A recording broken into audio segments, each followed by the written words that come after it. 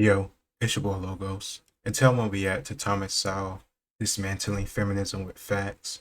I think this will be an interesting video because Thomas Sowell isn't what you consider a red pill person, he's just an intellectual.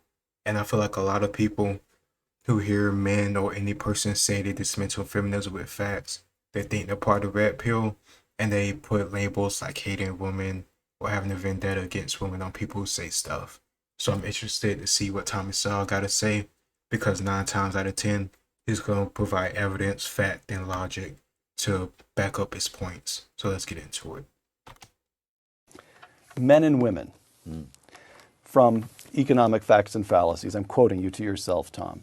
Quote, "It is widely believed that the rise of American women in high-level occupations since the 1960s has been due to anti-discrimination laws, and that these in turn have been due to the feminist movement. In reality, the proportion of women in high-level occupations was greater during the first decades of the 20th century than in the middle of the 20th century, and all of this was before the feminist movement." Explain. Yes, in the first half of the 20th century, for example, in 1908, the percentage of women in who's who in America was twice what it was in 1950. And various fields, if you look at the women who got PhDs in economics, chemistry, who got law degrees, other postgraduate degrees, those were all higher in the 20s and 30s than they were in the 50s. And there was a very simple reason for it. Women in those days got married later. In the early years of the century. In the early years. Right. Over time, the age of marriage and the age of beginning to have children began to decline. And the classic era was, of course, the era of the baby boom. And that's when women hit a low in their proportion of the postgraduate degrees and in the professions in which those degrees would be used. Now, around 1956, the age of marriage began rising. And in 1957, the age of having children rose, strangely enough. And as that rise continued, you saw women rising again in these various professions. So that now one of the professions they reached in 1972, the same proportion they had had back in 1932. And as the age of marriage kept rising and as the number of children kept falling, women went on to higher and higher levels. Now, the people on the other side say the opposite by the simple expedient of looking as if the world began in 1960. They ignore all the rest of that, and they say it's all due to the feminist movement, to anti-discrimination laws, and so forth. Well, you're right. I'm going to quote you again. "Among the many factors which influence male-female economic differences, the most elusive is employer discrimination." Yes, that when you correct for all the various factors, such as the number of hours worked, the continuous employment versus taking a few years out to have children and so on. You take all that into account, the differences between men and women become quite trivial. If you look at the academic world, or as far back as 1969, women who were never married and who had earned higher incomes than men who had never married. They became a tenured professor at a higher rate than men who had never married. And then later on, if you look at the general population, if you take the women who are past the childbearing years and who work continuously, their incomes were higher than men who would work continuously, and so on. So the difference is that not that the employer is paying them differently, but that they have different characteristics. And that's the thing. I think that's how the whole wage gap myth nowadays got debunked because it never factor in stuff like that, like women need to take time off for their family to have children, such and so forth. Men really not needing to do so, at least not as much because they don't carry the child. And at least nowadays you have paternity and maternity leave, which is something I do support because it's amazing for the child and the parents be able to have that bonding time together as they develop. And especially nowadays with how the state and education is going, if you can have a scenario set up where you can watch your child by one person at least a good majority of the time, you're probably going to be much better off because, like I said in previous videos, it seems like the state isn't concerned with education. They're more concerned with culture and pushing out a message. And if you look at some of these teachers who teach in these public schools, look at Libs of TikTok, you can see how wild stuff can get.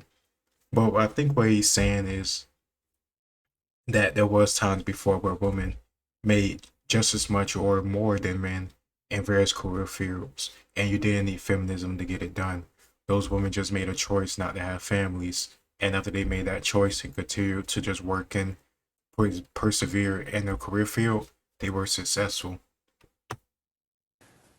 The central variable in explaining economic differences between men and women is not employer discrimination, not the rise of feminism. It's that women, it's child rearing, marriage and child rearing. That's the Yes. variable. As that varies, a women's arrival or participation rate in high-level occupations varies with that. That's the Absolutely. correlation. Okay. Now, Sorry to cut him off, but one thing I forgot to mention earlier was about the wage gap thing. Is that the careers that men and women choose has a big part to play in it. Men, for the most part, choose stuff in STEM, science, technology, engineering, math, or we do stuff that work with our hands like carpeting, HVAC, gardening, like lawn care, stuff like that. Depending on the career field that you choose, you're gonna make more money. Teaching and customer service type fields are mostly dominated by women, but most of the time those fields don't pay as much. That pay isn't scalable. You can't scale up a teacher's pay as much as they should get paid like you can for like a computer programmer, because he could work on thousands or hundreds of computers, but this teacher can only teach about 20 or 25 kids effectively. And depending on the behavior of those kids, she can barely even do that, and they're not even her fault. So some stuff has nothing to do with discrimination. It just has to do with economics, and you can't force people to do certain things. When you do that, I think in Sweden, a country in Europe, they try to force equality on their people, but after a few years, people just bounce back to doing what they wanted to do. Women chose career fields like teaching, and men chose stuff like STEM, even though they heavily push STEM for girls and women to get into, like they do in America now. Some women just wasn't into it like that. More men was influenced or had a passion for STEM or engineering or math or technology compared to women. And you can't do nothing about that. That's just the way it is. in principle, you note, family responsibilities could be perfectly evenly divided between fathers and mothers. But that isn't the way it has worked in practice. Quote, I'm quoting you again, since economic consequences follow from practices rather than principles, the asymmetrical division of domestic responsibilities produces male-female differences in income, close quote. Question, what are the policy implications of that? If we become fixed on eliminating male-female income differences, is it the case that the only choice, the only route for doing that is to involve the government in redesigning the very nature of the family? Well, Or am I leaping to a melodramatic conclusion? no. Yeah, and logically that's certainly true. However, not all domestic responsibilities can be shared equally, such as having babies, which is not an inconsequential thing since the existence of the human race depends on it. Exactly. But what it means is that women make choices that make a lot of sense for them. For example, the choice of occupations, that women tend not to go into occupations in which there's a very high rate of obsolescence. I mean, and if you're a computer engineer and you take 5 years out to have a child and have the child up to the age where you can put him in daycare, well, my gosh, the world has changed. Your job is gone. You'd have to start way back. On the other hand, if you become a librarian, you become a teacher, other true. occupations like that, then you can take your 5 years off, come back, and pick up pretty much where you left off. That's a very good point that I didn't think about. You can't just take a break from being a teacher and jump back in. Like, because depending on your subject, the curriculum isn't going to change that much at all. If you're a third grade or fifth grade math teacher, like, you're mostly going to be teaching the same type of stuff year after year after year. That's why you can keep the same lesson plans or the same lesson units. So that is a very good point I didn't think about. I liked how Thomas Sowell took at it from a statistics or just a reality perspective, and then reference history and set the point that women were having high paying jobs and it was related to the family, not related to feminism.